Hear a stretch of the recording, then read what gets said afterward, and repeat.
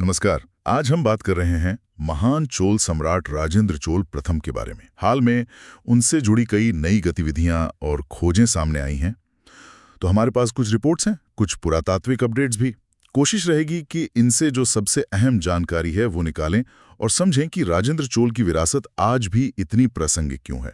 हाँ, और ध्यान खासकर उन घटनाओं पर रहेगा जो उनकी जयंती मतलब 23 जुलाई 2025 के आसपास हुई हैं। ठीक है, तो चलिए शुरू करते हैं। सबसे पहले बात चोलगंगम तालाब की। सुना है तमिलनाडु सरकार ने इसके पुनर्विकास के लिए एक बड़ा प्रोजेक्ट मंजूर किया है। जी हाँ, बिल्कुल। ये गंगईकोंडा चोलपुरम के पास है, पुन्नेरी भी कहते हैं इसे, और रकम भी अच्छी खासी है, करीब 19 करोड़ रुपए से ज्यादा। 19 करोड़? अच्छा, तो इसमें क्या क्या शामिल है? देखिए, इसका बड़ा हिस्सा तो जो जलाशय का ढांचा है, जैसे उसके बांध है या जो स्पिलवे है, मतलब जहां से अतिरिक्त पानी निकलता है, और पानी लाने वाली नहर, इन सब की मरम्मत और गाद निकालने पर खर्च होगा। इससे फायदा ये होगा कि करीब 1450 एकड़ खेती की जमीन को पानी मिलेगा। ये तो बहुत बड़ी बात है उस इलाके के लिए। हाँ, और जो बाकी रकम है करीब 7.25 करोड़, वो लगेंगे पर्यटन सुविधाओं पर, जैसे वॉकिंग ट्रेल्स बनेंगे, पार्क बनेंगे, सीसीटीवी वगैरह लगेंगे। अच्छा, तो ये सिर्फ सिंचाई के लिए नहीं, पर्यटन के लिहाज से भी अहम है। बिल्कुल, और इसी के साथ एक और चीज हो रही है।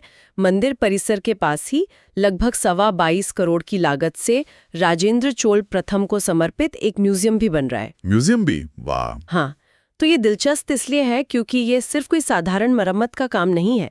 ये एक तरह से चोल विरासत को, आप कह सकती हैं, भौतिक रूप से दोबारा जिंदा करने की कोशिश है। और साथ ही स्थानीय अर्थव्यवस्था को भी इससे बढ़ावा मिलेगा।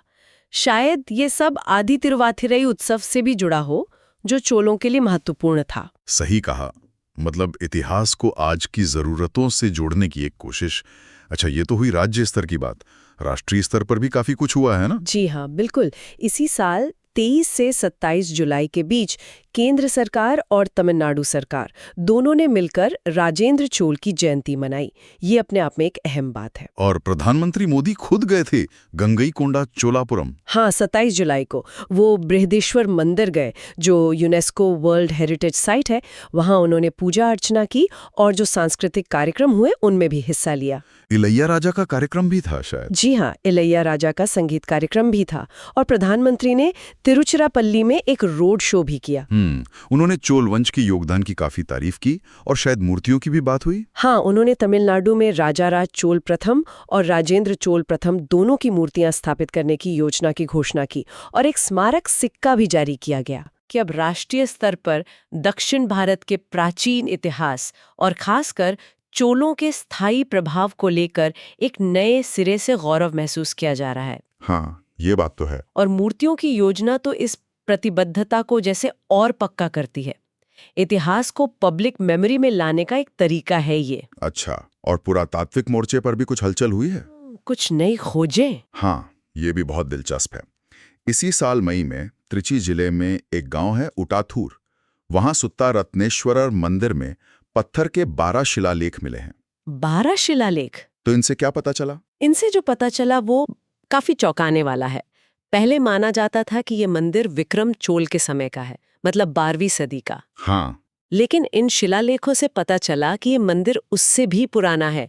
ये परांतक चोल प्रथम के समय का है, यानी 10वीं सदी का। हो, मतलब 2 सदी और पुराना। जी हाँ, और जो 5 शिलालेख पढ़े जा सके हैं, उनमें राजेंद्र चोल प्रथम की विजयों का जिक्र है, गंगा घाटी की विजय, और दक्षिण पूर्व एशिया में केदाह, जो आज मलेशिया में है, वहां तक की विजय का। कमाल है।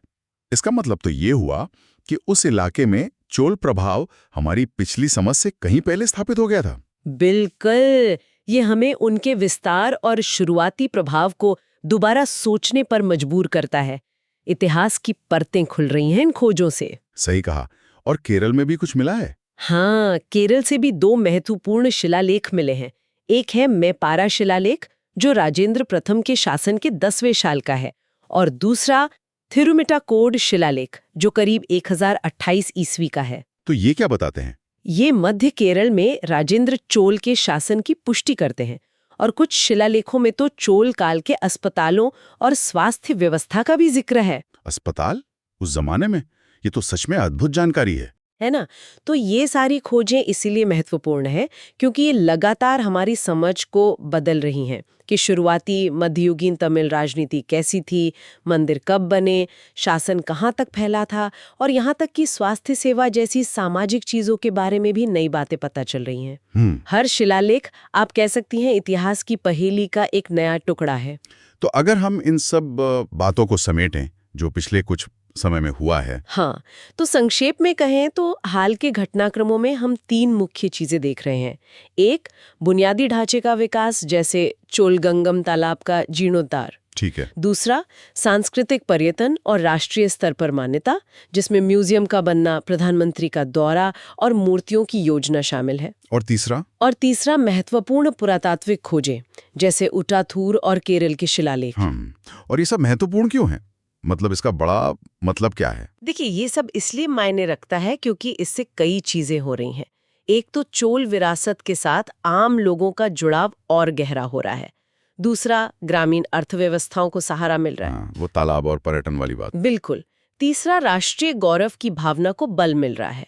और शायद सबसे अहम, राजेंद्र चोल प्रथम के शासनकाल और उनके प्रभाव के बारे में जो हमारी ऐतिहासिक समझ है वो और ज्यादा परिष्कृत और ज्यादा गहरी हो रही है। तो आखिर में एक सवाल जो शायद सोचने पर मजबूर करता है वो ये है कि ये जो हाल की सारी गतिविधियां और खोजें हैं, ये हमें राजेंद्र चोल प्रथम की स्थायी विरासत को देखने का कौन सा नया नजरिया दे रही हैं, खासकर जब हम उनके शासन और प्रभाव की विशालता और उसकी जटिलता के बारे में सोचते हैं।